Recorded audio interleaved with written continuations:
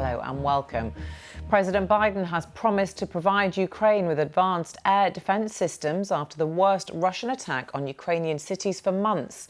His comments come after Russia launched more than 80 missiles at sites across Ukraine on Monday, including the capital Kyiv. Air raid sirens have gone off across Ukraine again, prompting fears that Russians could hit the country again. Many homes were reported to be among the sites targeted on Monday, along with healthcare facilities and schools. At least 14 people were killed. Paul Adams reports from Kyiv.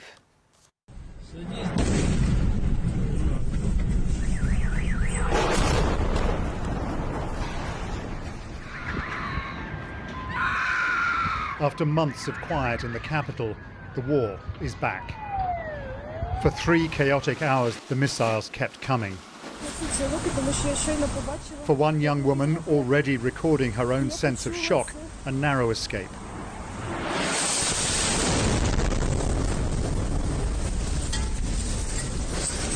A major city in the south of the country. My BBC colleague Hugo Bashega was broadcasting live when it all began.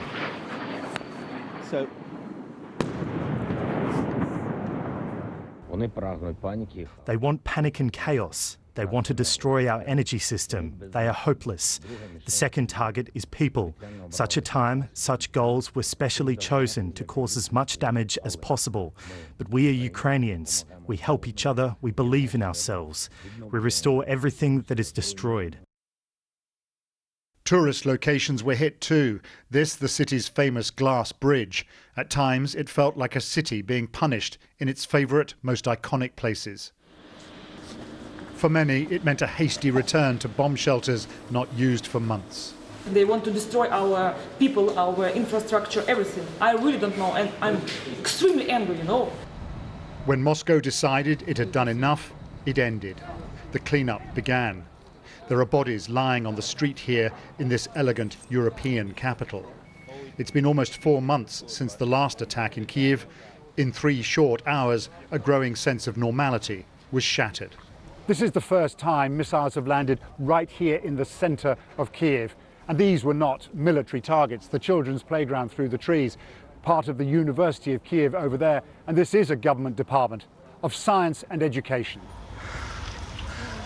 Nearby, a huge crater in a place where children come to play.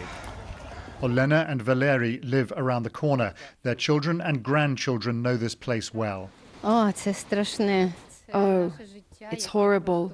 This is our life. And just now, I don't know, an abyss has opened up in our lives. It's terrible. We'll be more careful now. When the sirens sound, we'll go straight to the shelter. And it wasn't just the capital. In the southern city of Zaporizhia, it was another hellish night. One of many in recent days. Another 14 civilians died in one apartment block.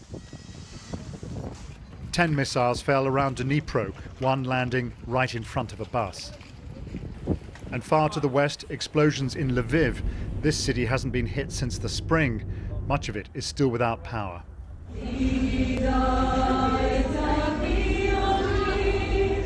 In Kyiv's famously deep metro, they gathered and sang. People lived down here for weeks when the war began. 2 days ago, Ukraine was celebrating an attack on Russia's bridge to Crimea. That euphoria is gone.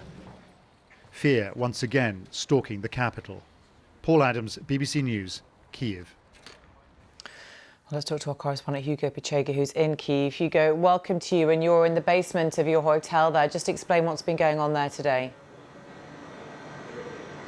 Yes, Samantha, it is just a little bit after 9 o'clock in the morning here, and about an hour ago the air raid siren went off here in Kyiv and across the country, and I think this is happening 24 hours after the attacks that hit cities across the country yesterday. So obviously there is the fear that more attacks can come. So people across the country, I think, are now in shelters and in underground bunkers as the air raid sirens have gone off across the country. And we saw from Paul Adams that I was broadcasting live from our position here in our hotel, and a missile struck very close to our hotel here in Kyiv. It was the first time since the very beginning of the war, really, that Kyiv was attacked. I think there was a feeling here that the city was relatively safe. There was a feeling of weird normal in a way, with restaurants and bars and cafes open, busy, and I think this feeling has been shattered, at least for now, as the city has come under attack again. Yeah, and Hugo, the US have condemned what they've called a brutal Russian strike on Ukraine. They've promised more air defense systems. Ukraine does have those already, and they were somewhat effective yesterday. But how effective are they, and do we know the timings for when the US could deliver these? Yeah, so the Ukrainians said that the Russians had fired 84 missiles, and the air defense system managed to shoot down 43 of them. But the Ukrainians for quite some time have been asking Western countries to provide air defense systems to protect those cities from these airstrikes from Russia. So we heard yesterday President Biden promising to deliver sophisticated air defense systems. I think Germany as well promised to speed up the delivery of equipment. So this is something that's going to be welcomed by the Ukrainians here. And I think last night President Zelensky, in his traditional evening address, went to one of the locations that were targeted here in Kyiv. He delivered a very defiant speech saying that Ukraine wouldn't be intimidated. He actually said that Ukraine would strengthen its armed forces. But again, he said Russia had carried out strikes during the morning rush hour on purpose, and he said these were typical terrorist tactics. Okay, Hugo, for now, thank you.